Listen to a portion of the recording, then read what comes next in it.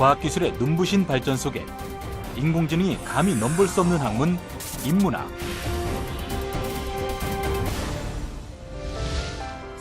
인간이 기계에게 더 많은 영역을 내어줄수록 인문학은 우리 스스로의 가치를 증명하게 하는 보석 같은 존재다.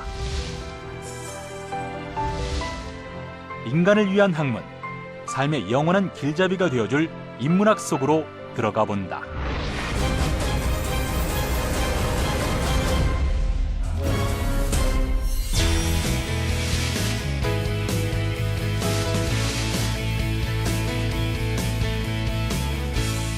여러분 반갑습니다. 오늘 제가 학교에서 수업이 있었는데요. 그걸 옮기고 달려왔습니다.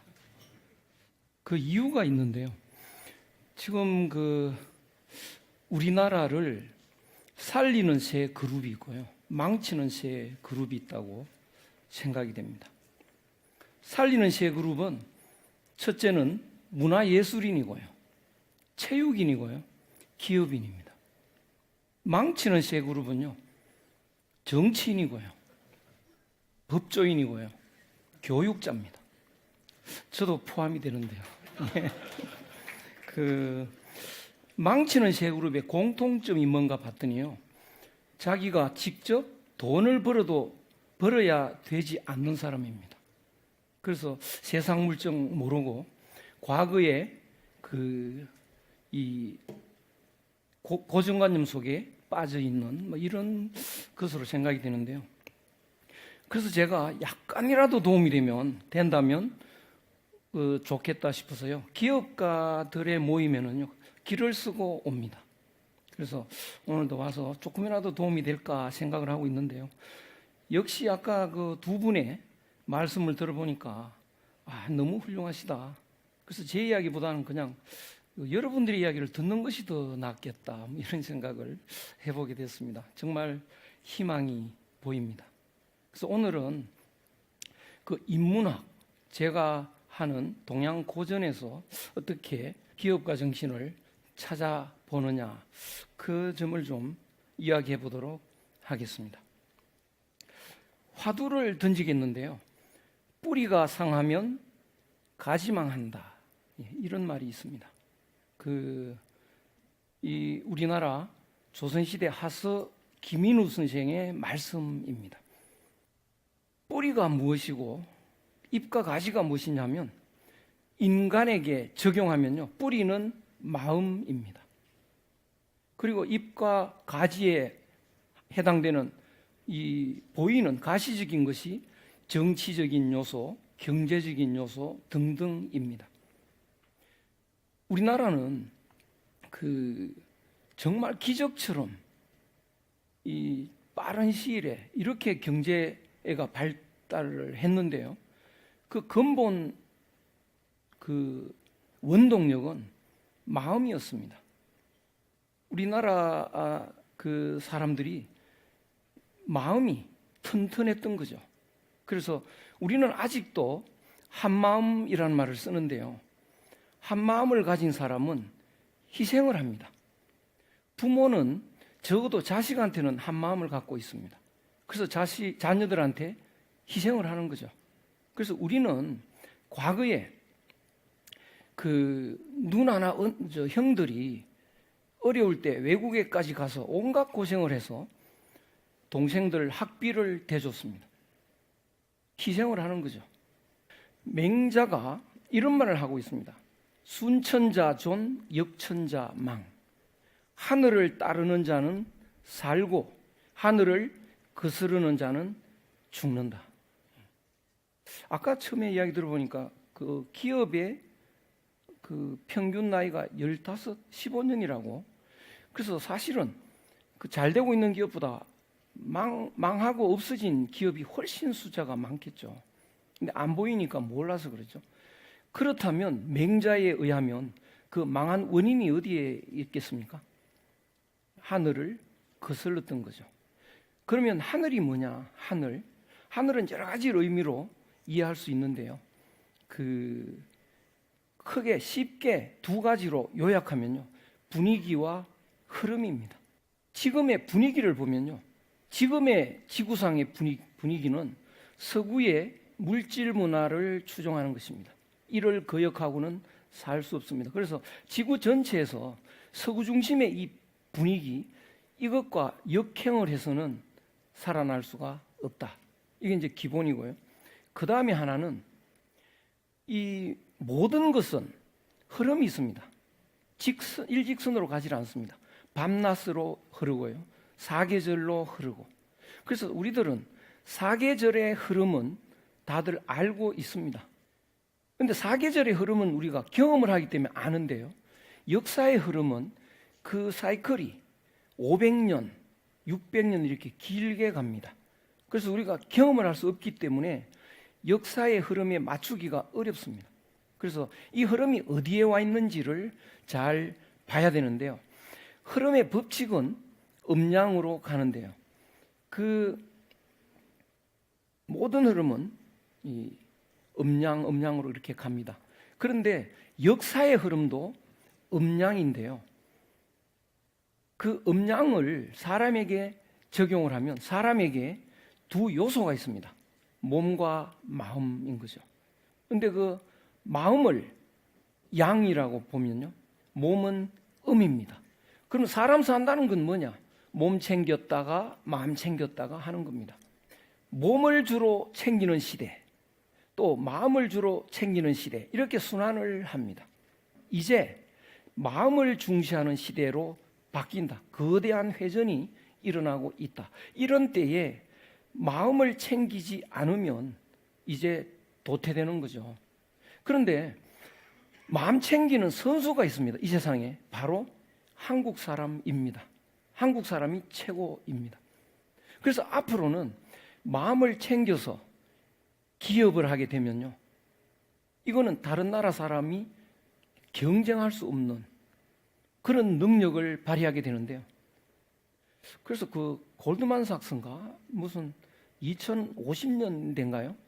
세계 최고의 최대 경제 대국 미국과 한국이다. 도저히 믿을 수 없는 이야기를 하고 있는데요. 예, 거짓말 같기도 하고 그런데요. 무엇을 갖고 그러느냐? 한국인의 저력을 보는 거죠. 앞으로 마음이 피폐해졌을 때 뭉치는 힘이 없는데요. 한국인은 그래도 뭉치고 두레라는 것도 있고 품앗이도 있고요. 이런 묘한 것이 있고 또 가족끼리 엄청나게 뭉치는 이런 것이 일반화되고 기업에 적용되고 이러면요, 무서운 일이 일어날 거다. 아마 그런 걸 예측한 거 아닌가 싶습니다. 그래서 우리는 이제 마음을 챙기는, 그래서 한 마음을 챙겨서 한 마음 경영을 해야만 앞으로 우리의 시대에 크게 한번 도약할 수 있을 거다, 이런 생각을 해봅니다. 한 마음이란 뭐냐 도대체? 본래 진실은요, 몸과 마음이 모두 하나죠. 몸도 하나, 마음도 하나. 그렇게 되면 사랑할 수밖에 없습니다. 우리가 남이 아닌데요. 그러면 우리가 하나라고 하는 걸 아는 것, 그 자체가 영생입니다. 어떻게 그 영생이냐? 내가 늙어서 죽을 텐데 우리가 하나면 이 몸이 죽어도 다 살아있지 않습니까? 여기 있는 사람 다 죽는데 또 손자 살아있고 또 그 다음에 살아있고, 나는 애가 없다 그러면 죽습니까? 사촌도 하나고요. 다 하나라는 걸 깨닫는 것이 영생입니다. 이것보다 더 큰 행복은 없습니다. 그렇게 본질을 잊어버리지 않고 사는 사람이 군자고 현자입니다. 그래서 경력만 해서 돈 버는 것 이외에 한국인의 진실한 이 삶을 회복하는데 정말 기댈 때는 기업이다. 그리고 우리 기업이 우리를 그 군자로 만들고 행복하게 만들면, 그러면 세상이 바뀝니다. 세상 사람들은 누구나 행복해지고 싶은데요, 방법을 몰라서 우왕좌왕 하는데 한국 사람이 진짜 행복하다, 한국이 천국 됐다, 와 몰려오겠죠. 그래서 세상이 바뀐다, 이렇게 말할 수 있습니다. 한 마음이란 뭔가 그러면요, 사람의 마음을 들여다보면 마음에는 두 마음이 있습니다. 변하지 않는 마음, 변하는 마음. 그 변하지 않는 본래 마음을 회복하면 그 변하지 않는 마음은 몸속에 갇혀 있는 것이 아니고 열려 있습니다. 그래서 몸 밖으로 열려서 열린 마음이 되는데요. 그 열린 마음이 다른 사람 마음하고 연결이 돼 있어서 한 마음입니다. 그 한 마음이 하늘 마음이고요. 천심이라는 것이죠. 그래서 한 마음을 회복하면 하늘 마음이 되는 거고요. 우리들 그 도둑의 마음으로 살면 도둑 아닙니까? 하늘 마음으로 살면 하늘 아닙니까? 우리나라에 전통적으로 있는 인내천 사상이 바로 그겁니다. 그래서 우리의 본심을 회복하면 하늘 같은 경영자가 되는 거다. 하늘이 경영하는데요. 어느 다른 경쟁자가 있을 수가 있겠습니까? 없습니다. 그럼 이제 한 마음을 어떻게 하면, 하늘 마음을 어떻게 하면 회복할 수 있을까? 거기에 고전이 들어갑니다. 그러면 고전 읽기를 그런데 이 하늘 마음 회복이 그냥 되면 너무나 좋은데요. 망가진 뿌리를 회복하는데 빠른 시일에 되면 너무나 좋은데요. 빠른 시일에 되지 않습니다. 시간이 걸리고 힘이 듭니다. 그래서 우리는 장기적인 플랜을 계획을 세우지 않으면 어렵습니다. 그리고 간절히 구하지 않으면 되지 않습니다. 그 방법 중에 이제 고전 읽기가 들어가는데요. 어떤 것이 고전이냐? 오래된 것이 다 고전이냐? 아닙니다. 최소한 500년, 1000년은 넘어가야 됩니다. 1000년 이상 된 서적 중에서 끊임없이 읽혀온 책이어야 합니다. 묵자나 순자나 한비자 이런 것도 고전이다. 아닙니다. 고전 읽기에 다 목록이 들어가 있는데요. 끊임없이 읽혀져 온 책이 아닙니다. 그래서 끊임없이 읽혀진 책, 사서삼경, 금강경, 뭐 이런 성경, 경자가 붙은 책들 이런 것이 고전인데요. 고전을 읽으면서 차분히 마음을 갈고 닦는 노력을 해야 되고요. 이 마음을 들여다보면 마음은 운전기사 같은 거고 몸은 그 자동차와 같습니다. 몸이 혼자 움직이지 않습니다. 기사가 명령을 하기 때문에 움직이는 거죠. 그래서 그 마음을 한번 들여다보고 그 마음을 이제 가다듬는 건데요. 갑자기 때려 죽이고 싶은 사람이 있습니다. 그래서 때려 죽이러 가는데 그때 때려 죽이러 가기 전에 딱 멈춰야 됩니다. 이 마음이 때려 죽이고 싶은 이 마음이 그 욕심인지 본래 내 마음인지 확인할 필요가 있는데요. 확인하는 방법이 있습니다. 변하는 마음이면 욕심이고 변하지 않는 마음이면 본심입니다. 그럼 어떻게 알 수 있느냐? 어제도 때리고 죽이고 싶은 나 그랬다. 1년 전에도 그랬고 일주일 전에도 10년 전에도 그러면 안 변하죠. 죽여버리죠. 그렇죠? 그러면 10년이 돼도 뭐 잘했다. 안 변하니까요. 그런 마음은 없는데 특별하게 있습니다. 뭐 안중근 의사라든가 이순신 장군 특별한데 일반적으로 없는 마음이죠. 부부싸움 하면 되게 도장 찍으러 가고 싶어집니다. 당장 가자, 내일 가자. 근데 그 말을 딱 멈추고요. 어제도 찍고 싶었나? 일주일 전에도 그랬나? 한 달 전에, 1년 전에, 10년 전에. 끊임없이 그랬다면 그건 과감하게 찍어야 됩니다. 근데 아니다. 그때는 사랑했고 행복했다. 그러면 지금 이 마음은 변하고 있는 욕심입니다. 빨리 그거를 집어내야 되죠. 빨리 사과해야 됩니다. 여보 미안해. 내가 욕심에 눈이 멀어서 너무나 잘못했다. 용서해줘. 자존심 때문에 그거 못해. 그 자존심이 욕심 속에 들어있는 납니다. 그래서 욕심을 버릴 각오를 하면요. 빨리 자존심을 버리고 그 사과를 하면 이런 삶을 살면 이제 욕심은 차츰차츰 줄어들고 줄어드는 만큼 본심이 되돌아옵니다. 그래서 본심이 욕심보다 더 커지는 51%를 넘어가면 마음이 바뀝니다. 마음이 바뀌면 사람이 바뀝니다. 사람이 바뀌면요 모든 것이 바뀝니다.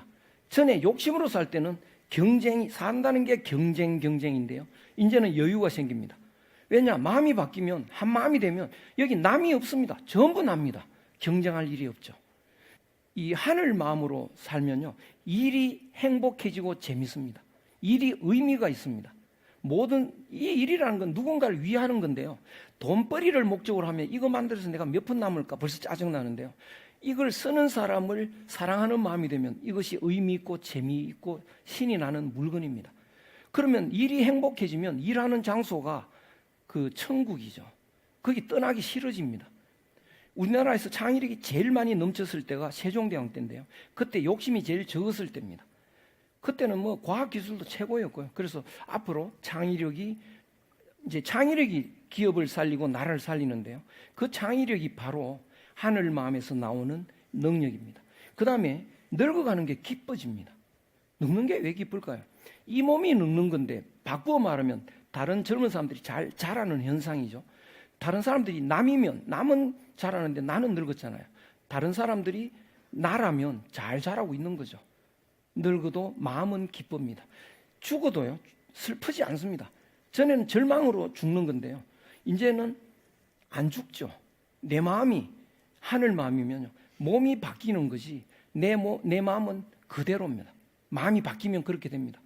너 죽을래? 그러면 겁이 팍 날 텐데요. 마음이 바뀌면 이 몸이 죽고 그렇죠. 100번 고쳐주고 난 괜찮아. 뭐 이렇게 되는 바로 영생의 삶이죠. 그래서 앞으로 마음 챙기는 시대에 우리나라 사람이 가장 앞서서 이 군자가 되고 하늘 마음을 회복해서 이 한국 땅은 이 저력이 폭발을 할 겁니다. 그래서 바로 천국이 되고 세상을 바꾸는 그런 일이 되는데요. 그 일을 할 주인공이 바로 기업인이다 라는 생각을 하고 달려왔고요. 또 말이 좀 길어졌는데 용서해 주시고 다 같이 힘을 합해서 같이 노력하자 이렇게 부탁드리면서 마치겠습니다. 고맙습니다.